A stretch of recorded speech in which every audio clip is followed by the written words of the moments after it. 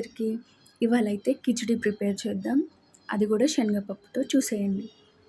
First అయితే ఒక కడాయి తీసేసుకొని ఒక 2 పావుల ఆయిల్ వేసేసుకోండి. వేసుకున్నాక లవంగాలు ఒక 4, యాలకులు ఒక 4 వేసుకోండి. కిచిడిలో ఇవన్నీ వేస్తారంటే వేసుకోవచ్చు, చాలా బాగుంటుంది టేస్ట్. అండ్ తర్వాత పోపు దినుసులు వేసుకోండి. అంటే ఈ లవంగాలు, యాలకులు, ఇంకా నెక్స్ట్ బిర్యానీ ఆకులు, ఇంకా వీలైతే దాల్చిన చెక్క అవన్నీ వేసుకుంటే కూడా చాలా బాగుంటుంది.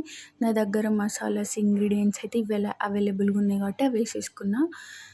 నెక్స్ట్ పచ్చిమిర్చీలు ఒక 4 కట్ చేసుకొని వేసేసుకోండి. బాగా స్పైసీ ఉంటే 4 వేసుకోండి, స్పైసీగా లేవనుకుంటే ఒక 6, 7 వేసుకోండి. ఎందుకంటే కారం వేయం కదా, ఓన్లీ పచ్చిమిర్చి కాబట్టి ఎక్కువ వేసుకుంటే బాగుంటుంది. ఇంకా ఆనియన్, పచ్చిమిర్చి వేసేసుకున్నాక కొంచెం కరివేపాకు వేసుకోండి. ఇక్కడ నేనైతే ఫస్ట్ ఆయిల్లో కొంచెం కొత్తిమీర వేసేస్తున్నా, ఎందుకంటే ఆయిల్లో కొంచెం కొత్తిమీర వేసుకొని లాస్ట్లో కూడా యాడ్ చేసుకోవచ్చు, మొత్తం అయిపోయాక కూడా కొంచెం ఆయిల్లో కూడా వేస్తే ఇంకా టేస్ట్ బాగుంటుంది అనేసి ఆయిల్లో వేసేస్తాను నేను ఎప్పుడైనా. అవన్నీ కొంచెం బ్రౌనిష్గా అయినాక, అంటే బాగా వేగాక అల్లం వెల్లుల్లి పేస్ట్ వేసుకోండి, 1 స్పూన్ అల్లం కూడా. తర్వాత పసుపు యాడ్ చేసుకోండి. ఇంకొకసారి మిక్స్ చేసేసుకొని అల్లం పేస్ట్ అనేది వాసన పోయేంత వరకు కలబెట్టేసుకోండి. ఏంటో ఈ మధ్య చాలా నత్తొస్తుంది నా వాయిస్, సారీ. అండ్ ఇంకా కలిపేసుకొని ఇంకా అన్నీ ఒకేసారి కలిపేసి నెక్స్ట్ క్యారెట్ ఇంకా పొటాటోస్ కట్ చేసుకున్నవి వేసేయండి. నేనైతే ఇక్కడ క్యారెట్స్ ఎక్కువ వేస్తున్నా, నాకు చాలా ఇష్టం కాబట్టి క్యారెట్స్ అన్నిటివి ఎక్కువ వేసుకున్నాను. నెక్స్ట్ పొటాటో యాడ్ చేసుకోండి, ఇంకా టమాటో యాడ్ చేసుకోండి. అవన్నీ మంచిగా కొంచెం ఆయిల్లో ఫ్రై అయ్యాక ఇంకా నెక్స్ట్ మనం ముందుగానే నానబెట్టుకున్న రైస్, శనగపప్పు ఉంది కదా, అవి యాడ్ చేసుకోవాలి.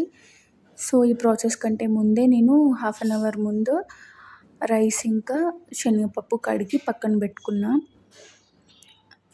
అది ఎట్లా అంటే ఒక గ్లాసున్నర బియ్యం తీసుకున్నా, 1/2 గ్లాసు శనగపప్పు, అంటే 2 గ్లాసెస్ అన్నట్టు మొత్తం.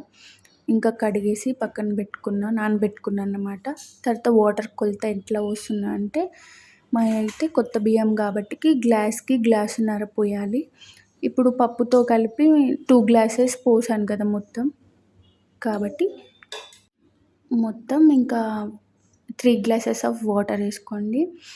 మళ్ళీ పొటాటో, క్యారెట్ అవన్నీ పీసెస్ వేసా కాబట్టి ఇంకా కొన్ని వాటర్ వేసేసుకోండి. తర్వాత ఇంకా మూత పెట్టేసుకొని అలా మంచిగా.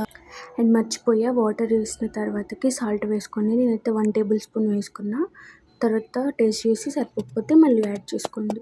ఇంకా మనం పోసిన వాటర్ అన్నీ మంచిగా మసిలినాక మనం ముందుగానే నానబెట్టుకున్న బియ్యం, శనగపప్పు ఉంది కదా, అవి దాంట్లో వేసేసుకోవాలి.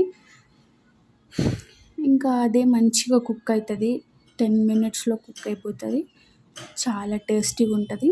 నార్మల్గా మనం పెసరపప్పుతో, కందిపప్పుతో చేస్తూనే ఉంటాం, కానీ శనగపప్పుతో కూడా బాగుంటుంది, ఒకసారి ట్రై చేయండి. యాక్చువల్లీ నేను పెసరపప్పుతో కానీ కందిపప్పుతో కానీ చేద్దామని అనుకున్నా, టైంకి చూస్తే అవి లేవు, శనగపప్పు అంటే ఇంకా శనగపప్పుతో చేసేసిన. కానీ చాలా టేస్టీగా వచ్చేసింది రెసిపీ మాత్రం. ఇంకా నాకు పప్పు కూడా చాలా ఇష్టం, ఏ పప్పు అయినా సరే, అందుకని నేను ఇక్కడ 1/2 కప్ తీసుకున్నా శనగపప్పు. కొంతమందికి అవి ఓకే, శనగపప్పు చాలా తగులుతున్నాయి అనుకుంటే కొంచెమే వేసుకోండి శనగపప్పు, నేనైతే ఎక్కువ యాడ్ చేసుకున్నా. సో మొత్తానికైతే మన రెసిపీ అయితే రెడీ అయిపోయింది.